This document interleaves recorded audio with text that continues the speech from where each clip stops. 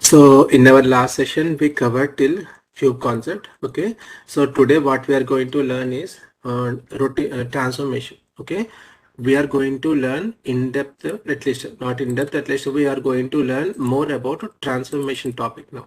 Okay. So what is a transformation? When we do using transformation, we do mapping from source to target. This is very important. If you do any wrong mappings here, then your data will be corrupted at the end. So it is not only for one-to-one mapping. So whatever you see this arrow mark, it is nothing but one-to-one mapping. Data in this column comes to the in this column. That's it. But not only this one-to-one mapping, we can perform more, more things using this transformation. So all such things now we are going to discuss. Okay, so now to discuss more, first of all, we need to understand this transformation in more way, then we go it. So now where exactly I am going to, what exactly I am going to explain now is, I already have one transformation. So this transformation is bringing data from a standard ADS4 into a cube type ADS4. Okay, cube type ADS4. So because my target is a cube, so when I said in my last session, in the cube, the quantities and currency fields are bounded with its unit fields. So quantity contains corresponding unit field also. Okay, amount contains a corresponding currency field also. Okay, here in this transformation, you see we have less number of fields on left and right hand side, but this is not the case every time. Okay, in some of the transformations, you see we have very huge number of source fields and lot number of target fields too. Okay, so I think do I have any such example with me? Let me check if something is there like that.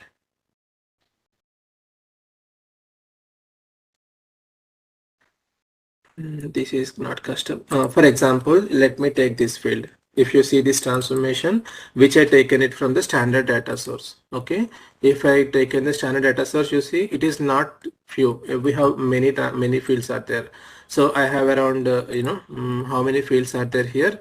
If I come to right hand side, too many fields, more than 120. Yeah, 128 fields are there. Okay, and remember when you open the transformation, if it is like this, okay, by default what happens, you don't see any scroll bar here. If you scroll it to up and right hand side, you are not finding your scroll bar. To find your scroll bar, you need to go to the bottom, bottom one, move it to right hand side, then you find the scroll bar to move, to drag your columns up and down. Okay, it is important here like this. These two. Okay, because yeah, these are basics, so that's why I'm telling this one. In these small transformations, you don't get that much pain, but when you go to big transformations, you have to do this one. And next thing, here you see the mappings are everywhere one-to-one, so it is easy. If I ask you to tell me this AUGUR was mapped to which field from the source. So since both are side by side, you can say, okay, this was mapped from the same field. Okay, it is easy, but in real time, everything is not like this one-to-one on the same line. Okay, this field may be mapped to around 100 field. Okay, in that time, if you want to know to which source field this particular one mapped, generally how people will do it is they will click on this arrow mark, then it will, for example, takes this one only, POSNR. They will click on this arrow mark, the arrow mark will be highlighted, then they will check where exactly this arrow mark is going, and then they will identify this field. This is one way. Okay, but when you highlight this arrow mark and when scrolling down, if you click anywhere, this will be gone. You see, the highlighted is gone because I clicked somewhere in my transformation. So that's why it is not always correct. So what we can do to a little bit, select this field and click on this highlight source and target fields. If you do in this way, then what happen? Now also if you click somewhere, it will be gone, but using this particular highlight source fields, it will be mapped, source and target will be highlighted in this way. It's easy for you to identify instead of looking in this small thin arrow mark. Okay, it is one way of understanding. Other way is, if you want to know this one, no need to scroll down, double click on it. If you click on any particular rule, where you need to click on the first line. If you click on the first line, it will open the rule details like this. In this rule details, you can see what is my source field, what is my target field. Okay. Similarly, if I go to other transformation from GUI, here also it will work same way. Okay. If I double click on this item, so it will tell what is my source field, what is my target field. Source is GSS item, target also GSS item. Okay. So you need to understand this source and target. Sometimes we may have multiple. For example, if I go to quantity, you see multiple fields are there. It is if you have multiple fields like this, there is some other reason, but mostly for one-to-one mapping, it is always one field on the source to one field on the target. You cannot map two fields from source to single field on the right hand side. It is not possible with one-to-one mapping at least. But there is a case. There is a case where we do that. I will tell you that also in coming time. Okay. So when we understanding this transformation, how to this rule details is important. And then one more important point to remember here. If you go to this one here, if you want to know which are key figures, which are characteristics, so how you can get to know? By seeing the property of this data type of this, each field, you get to know which are characteristics and which are key figures here. And one more option to quickly identify between characteristics and key figures is, this one. Which one? This one. Switch detailed view on. Click on this particular symbol. Then what happens if you click on this particular symbol? Two screens got split to three columns. Earlier it was two, now it was split to three. Okay. So now if I scroll down to a little bit further. 1 minute. I think it is not coming here. And at this particular level it is not possible. I think I will show you. At cube level it is easy. You see, at cube level it will be more easy. You see, wherever I have key figures, there I can see this plus symbol like this. Okay. Here this particular, maybe it is not exactly related to key figure and characteristics combination, but if you go to this detailed view on, you get to know in your transformation anywhere do you have this summation property. What is this summation property? I told you, right, when we go to quantity, here we have aggregation behavior. So this aggregation behavior is summation, then definitely you can see here plus symbol. If I go to this particular transformation, nowhere I can see this summation symbol. It means here also I have key figures. Let me check 1 second. So for example, where currency field, at least one currency field here. 1 minute, let me see. Decimal currency, for example, GWERT. This is a currency field. If I double click on it, you see override property. Because it is override property, you don't see any symbol here. But if it is summation, definitely you see the symbol here.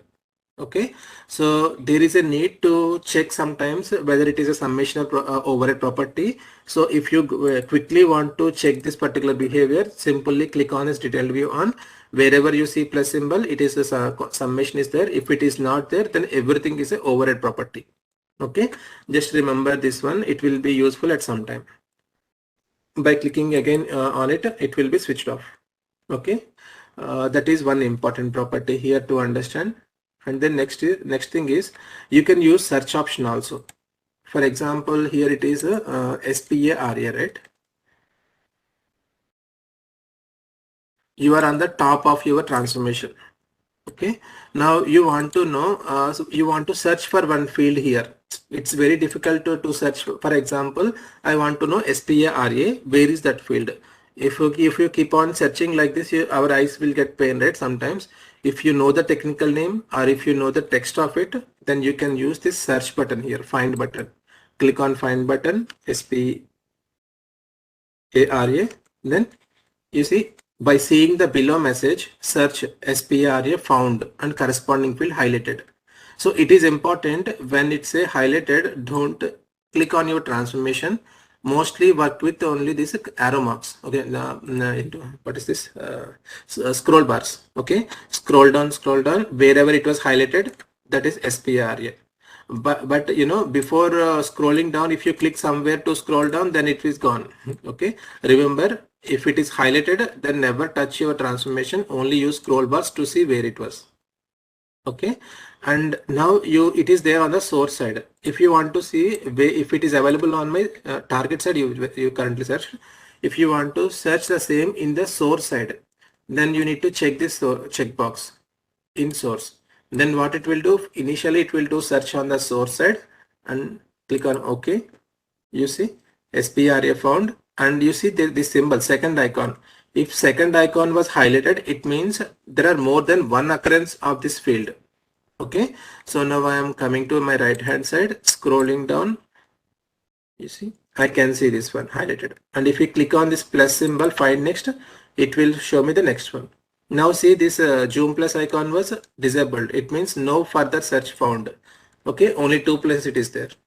So understanding the icons is helpful for a quick, developments, quick analysis and all. Instead of, doing without having knowledge on all this. Better having knowledge on all these icons is always helpful for us. Okay.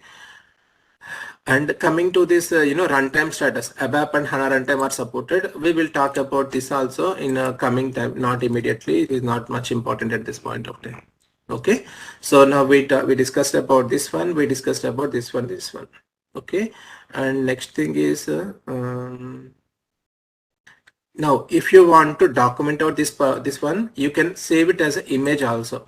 Sometimes for documentation purpose and all, we may need some screenshots.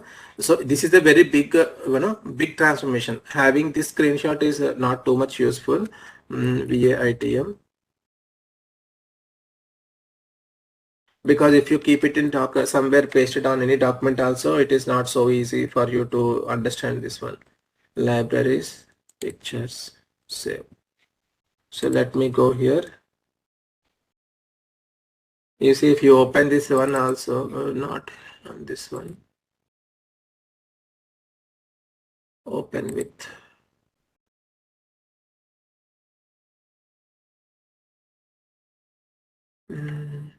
I think this one. Okay, I don't know why it's not working, but you see, you can get this transformation picture, entire screenshot.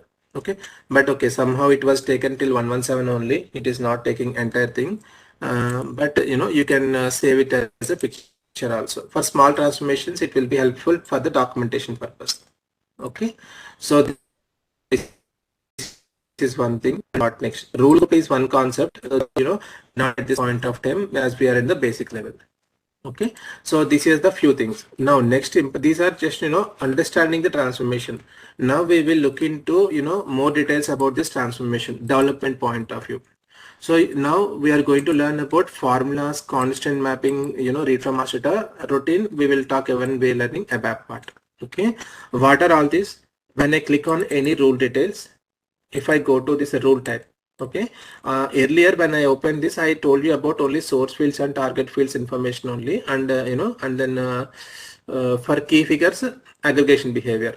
But now what I am going to discuss is about rule type. So what is rule? Rule is nothing but this mapping. Source to target mapping is nothing but rule information. Okay, if it is one-to-one mapping, generally we call it as a direct assignment. Okay, if it is a one-to-one mapping, we call it as a direct assignment.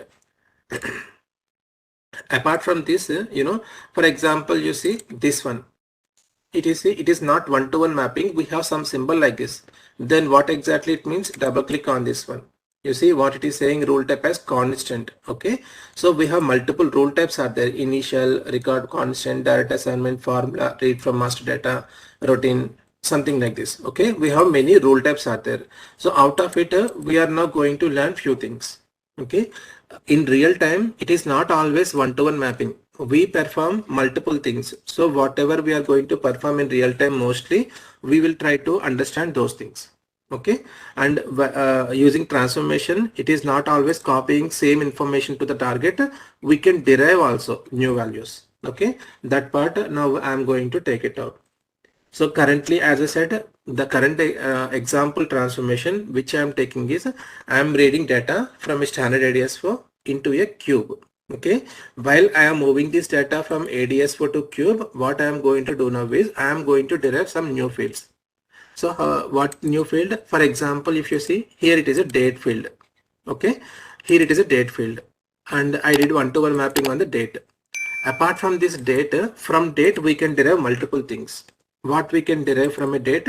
So date will be in which format? Y by Y by MMDD. This is the format of SAP date.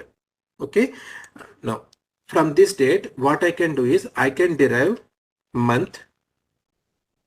Okay. Month, it means Y by Y by MM. This is the month information. In general, on SAP BW, we have a standard info object for this. What is that info object? 0 cal month. For date also, we have one standard info object in BW. You must know this. It is 0 date or 0 cal day. Okay, these are the standard info objects which holds date information. Similarly, to store the year information. What is year means? Y by Y by. These 4 letters. To store this year information, we have a standard info object called 0 cal year. Okay. And to store the only month information, Jan, Feb, March, April and all. Okay. To store this information, we have a standard info object called 0 cal month 2.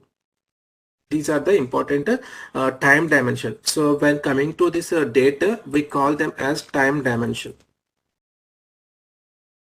Okay. So these are the related to date. Okay. Similarly, in real time projects, not only dates, we will talk about physical period also. Physical period. So this is one kind of naming, one kind of time dimension. Okay, it is also a time dimension, but this is our universal date, time and month. Okay, but when coming to physical period, financial period. So for example, when we submit tax, so our financial period is from Indian time. Financial period is from April to March, correct? It means, so if we talk about April, April is nothing but first month of the financial period. Okay, even though it is a 4th month in the calendar year, but for financial period it is the first month. Okay, so sometimes a few like this, in different countries, in different companies, they may have a different financial years. Okay, so in for example, if there is a cal month column like this, okay, in this column they are mentioning 2022 0004. This is the month information from the calendar year. In the at the same place, they will have physical period, one of the standard info object. I will tell you 0 fiscal. So this is one column, physical period. Here they will mention 2022-001. This is 7 letters. I will tell you this also. Even though it is 4th month, physical period they will consider as a first period, first month of the financial year. Okay, so that's why there is a difference between calendar dimension and the physical period dimension. Okay, so similar to physical period, we have physical year, physical period 2, and that's it. There will be no date field here, only physical period, year, period 2. These are the physical period dimension of info objects. Okay, these are the text actually, not info objects. So standard info objects is 0. Fisper is one standard info object. So you must know definitely about cal month and physical period. Okay, 0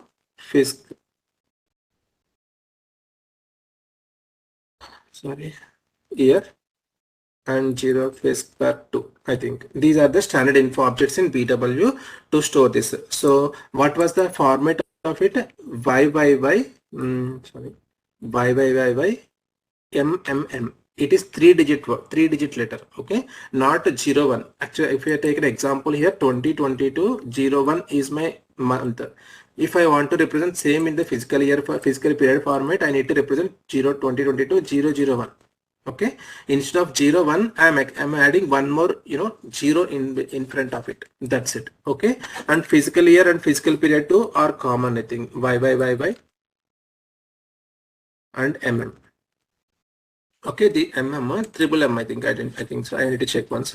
So like this, these are almost common. Okay, but coming to physical period and cal month, there is one extra 0 for the month information that you need to remember. Now what I am going to do is to get you for overview of all this one last point before going to that one. So for physical period, physical year, physical variant, there will be one compounding info object called physical variant. Oh my god. Physical variant. Okay. So what is physical variant? There are multiple physical variants SAP given, like a K1. It is also company to company specific one. For some people, mostly we use K4 as a physical variant, which is standard. It means 2022-01 is equal to 2022-01 physical period. Okay, means here 2022-04. Mostly it is like this when we are using K4 variant. If it is K1, K2, K3, na, they have a different mapping between cal month and physical period. Okay, that you need to understand bit. So, but in every project having different kind of physical periods, physical variants mapping. So you get to know from your project. Okay, but you must know about this physical period, in info object and background of it. Remaining you can learn in the project side. Okay, now what I am going to do is, earlier we created a cube which is exactly one-to-one mapping like this, but now what I am going to do is, in this particular one I am going to add more fields. So how I am going to add? I am going to my HANA Studio. I am going to create a copy cube, okay, from this cube. So let me go to my info area here. This is my ADS4 SR underscore C sal S3. Now I am going to create new ADS4 of type cube, or else I will take copy from this one, SR underscore C SAL S4 now. Okay, so this one I am copying from, because I want to create same cube type, I can use copy from. Okay, and click on finish. Now a cube type info, a cube, it was created, ADS4. Now apart from these fields, what I'm going to do, I'm going to add few more info objects here. See all those are available or not. I'm going to create here. Yes, it is there.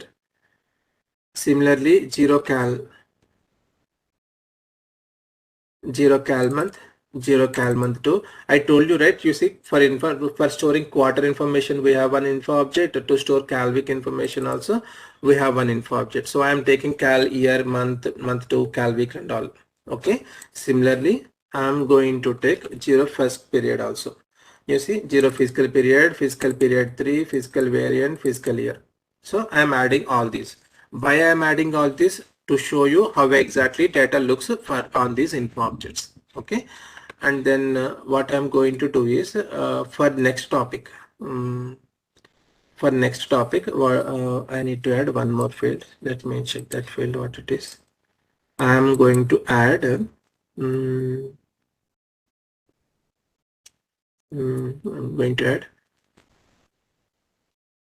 one second, G material, right, attributes. Yeah, I'm going to add these two fields, material group, material type also. Okay, gmat underscore. I'm going to add G material group. Okay, G material type also here. We are going to learn one topic from it. Okay, and next what I'm going to do is, you see, whatever fields I added, all those got added in the descending order from top to bottom. Okay, it's okay, we cannot do anything, let it be like this. But if you want to change the sequence of these fields, for example, this material type and material, you want to bring it to last, you can do it. Okay, and if you want to group, currently everything is under one cube. Generally what happen is, at cube level, it is good if you can group your data. Grouping means you can add a group like this. Okay, on the right hand side you have group 2 name, right? Here go and change it, time dimension. Okay, like this, and bring all the time related fields into your time dimension. You see, these are all time, even created on also comes under time dimension. Okay, like this. And these are document items, material type, material group. These are related to material dimension. You can create one more dimension if you want, like this, material. Okay, and then bring this material group into one group. Okay, if you want, you can add one more group. called unit dimension this time. Unit. Okay, you can bring this 0 unit, 0 currency into this unit folder. If you differentiate your fields in this way, later point it is easy for you to time dimension. It is easy for understanding. Unit also reminding you have to search a little bit. Unit and time dimension always easy if you split it in this group wise. And key figures also, if you create a group for key figures and keep everything in one place, that is also helpful for any time if you for searching. Okay, KYF means key figure. So you can bring quantity and amount into your key figure section. And always it is better key figure section, and if you want to change grouping order also you can change it. You can bring units to here, time dimension to top.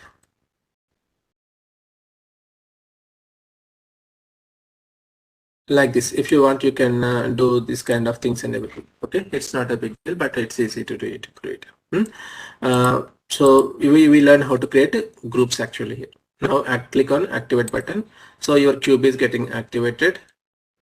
Now for this cube, I'm going to bring data from my other DSO, not from cube, from the DSO. What is my DSO? The DSO which I'm going to use now is as a source.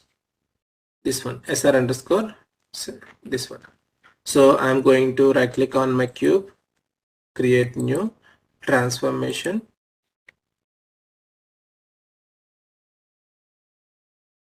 Provide my object type as a advanced data store object. Provide name, your standard ADS1 name. Click on OK. Wherever the exact technical names are matching, all those got derived automatically. Mapping, one-to-one mapping came automatically. Wherever these are not available on the source, there is no mapping. Now you have to map it.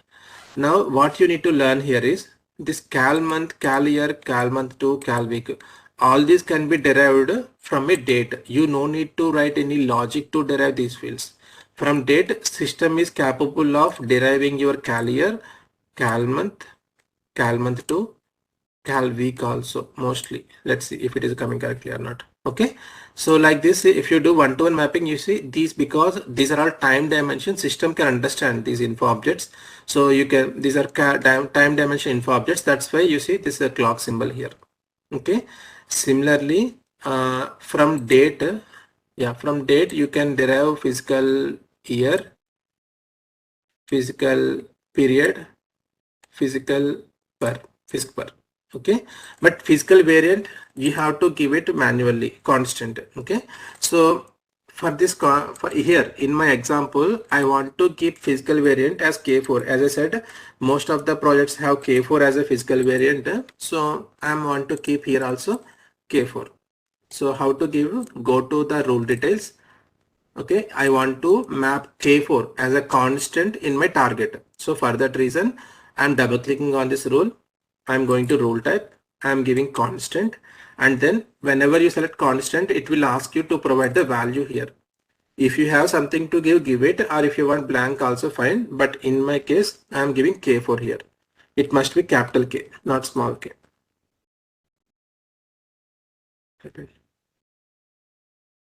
K4.